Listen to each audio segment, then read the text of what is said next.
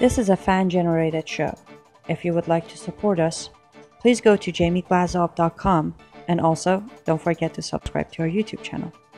All your support is greatly appreciated. Hello, good evening or good morning or good afternoon wherever you are. This is another Daniel Greenfield moment on the Glazov Gang. Tonight, or this morning or this afternoon, we're going to talk about the amazing day that just occurred. The amazing day where President Trump decided that the United States was going to stand up to Muslim terrorists and recognize reality. Now, there's a good definition of reality. Reality is the thing that goes on existing even when you refuse to recognize that it's there. That's actually a pretty good definition of reality, and that's the definition of reality that President Trump invoked when he said that he was recognizing Jerusalem as Israel's capital because it's a reality. The reality is pretty simple and straightforward. Jerusalem is where Israel's capital is located. If you want to find Israel's center of government, you go to Jerusalem. Now, there are some European governments that are so afraid of Muslim terrorists or so hateful toward Jews that they will insist on pretending that the capital of Israel is Tel Aviv, even though Israel's government is not located in Tel Aviv. So that's very much like saying that, well, we're going to contact the United States government in Los Angeles. America's government isn't in Los Angeles, but for some reason we're so angry about the Washington Redskins that we're going to pretend that Washington's government isn't in Washington, D.C., but it's in Los Angeles. That's the kind of insane situation that's been going on. Now, personally, I was born in Jerusalem, which means that I'm literally a man who was born in no country at all because the United States government, until now, certainly at least, did not recognize the place I was born as being in Israel. So I was born in no actual country. That's actually kind of confusing and a little bit odd, because how is it possible to be born in a place that doesn't exist? That's what happens when you ignore reality. Now, of course, there are two realities that we were ignoring here all along. One reality, of course, was the location of Israel's capital. But why were we ignoring this reality? We were ignoring this because of the other reality. The other reality is the reality of Islamic terrorism. We were so afraid of Islamic terrorism, and we still are if you look at all the hysterical media headlines. Violence will soon follow.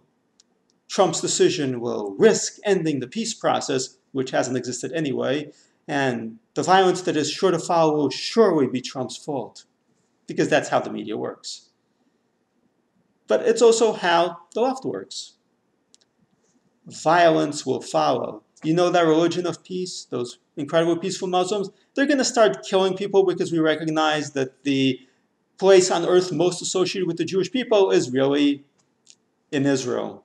They're going to start killing people in a peaceful way, of course, for reasons having nothing to do with Islam, except, of course, it offends Islam. So there's always this fun kind of balancing act in which Muslims are absolutely peaceful and have nothing to do with terrorism, but are also ticking time bombs who will turn into terrorists in a second the moment we get on their wrong side. And this is one of those cognitive dissonance brain warps that the left exists in, that we're all expected to exist in. So there are two realities here. Reality number one is that Jerusalem is indeed the capital of Israel. Reality number two is that Islamic terrorism is motivated by Islam. Now, we've been trying to deny these two realities, and they are interlinked realities, because it's not just about Israel or Jews or Jerusalem. It's about everywhere. Muslim terrorists dream of retaking Spain. They threaten to take Rome because at some point Muslims held some part of Italy and they held parts of Spain. And that's the basic idea there. Israel was at one point conquered by Muslims. Spain was at one point held by Muslims. Some part of Italy was at one point controlled by Muslims. Any part of the world that is at any point controlled by Muslims is forever Muslim territory and must be conquered. And when it comes to Israel, when it comes to Jerusalem, plenty of Islamic spokesmen will say it. The religious affairs minister, the former religious affairs minister, and the religious affairs advisor to Mahmoud Abbas, who is the lifelong dictator of the Palestinian Authority at this point, said it pretty bluntly. This is not about a piece of land here or there. This is about our religious beliefs. And the Muslim Brotherhood, which now declared America to be an enemy state, before they were our friends under Obama, now we're an enemy state, said the same thing. This is about religion. It's not about territory. It's about a fundamental religious principle. And the religious principle is embodied in Allahu Akbar. It's embodied in the jihad. It's embodied in conquest. It's embodied in Islamic terrorism. That is the second reality we're dealing with, and this is the comprehensive reality. And so we're dealing with this reality on two levels. First, of course, we're denying it. Islamic terrorism is not a thing. And the second way, of course, is we appease it in order that we don't have to deal with it. If we appease Islamic terrorists, then maybe they won't attack us, and then maybe our belief that there's no such thing as Islamic terrorism won't be challenged. This is obviously very twisted, it's very backward, it's very confused, but this is very much how things operate. Now, reality, as I mentioned, as President Trump in his own way mentioned, is the thing that exists even when you deny that it's there. 2 plus 2 is still going to be 4 no matter what you think about it. If you jump out of a fifth-story window and you insist that gravity doesn't exist, you're still going to crash, and you're going to crash hard. That's how it works. Reality exists even when you don't believe in it. Now, Jerusalem is still the capital of Israel. Linda Sarsour on Twitter insisted, well, that she refuses that idea. She rejects that idea. Well, rejecting that idea does not change the reality of it. Israel's capital is still in Jerusalem, no matter what Linda Sarsour, or what the European Union, or what Obama, what the media think. That doesn't change anything. And Islamic terrorism is still very real, no matter how much we deny it. If you doubt that, try standing in front of a truck being gunned forward by a Muslim terrorist. Try being on a bike path that's being attacked by a Muslim car jihadist. Try being in the World Trade Center on September 11th. It's still real. You may deny that it's there, but it's still real. And in the face of this kind of unreality, it's important to assert reality, and that's what President Trump did.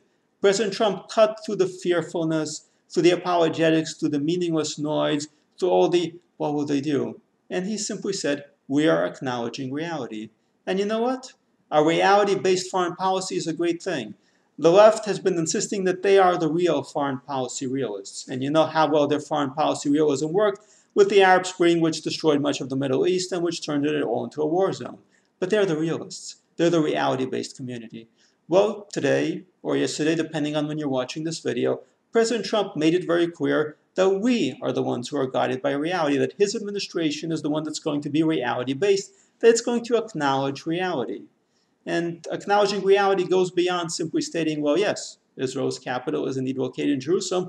If we want to actually have our ambassador close to Israel's government as opposed to having him in another city entirely, maybe we should actually have him in Jerusalem. Maybe we should actually have our embassy in Jerusalem as opposed to having it in Tel Aviv or Mars or Sudan or any other place that suits the fancy of the State Department. I hear Benghazi is sunny this time of year. Acknowledging reality is important because it says we are not going to be frightened, we're not going to be terrorized, and we're not going to exist in a state of delusion. We're going to deal with things as they actually are. And when it comes to Islamic terrorism, that is fundamentally the most important thing. We need to deal with the reality of Islamic terrorism rather than with the fantasy of a peaceful, moderate Islam. We need to deal with the actual problems that we face rather than the imaginary problems. We need to actually deal with the people trying to kill us instead of fantasizing about global warming. We need to deal with the people shooting us, stabbing us, bombing us, and running us over as they are instead of pretending that, it has absolutely nothing to do with Islam. Allah Akbar, that's just howdy. Or as one newspaper put it back in the day, Muslims just shout Allah Akbar when they see pretty women. That probably doesn't really say very much for what's going on in London and Paris and Berlin.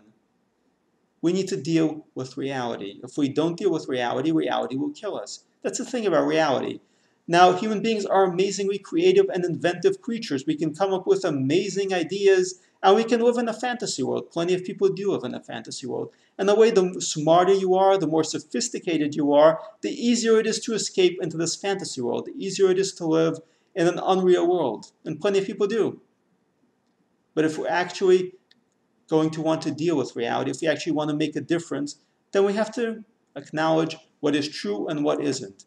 Because living in a fantasy at some point has consequences. Drug addicts can live in a fantasy all the time. Liberals can live in a fantasy for quite a bit. Socialists can live in a fantasy until they run out of other people's money. At this point, we're running out of other people's lives.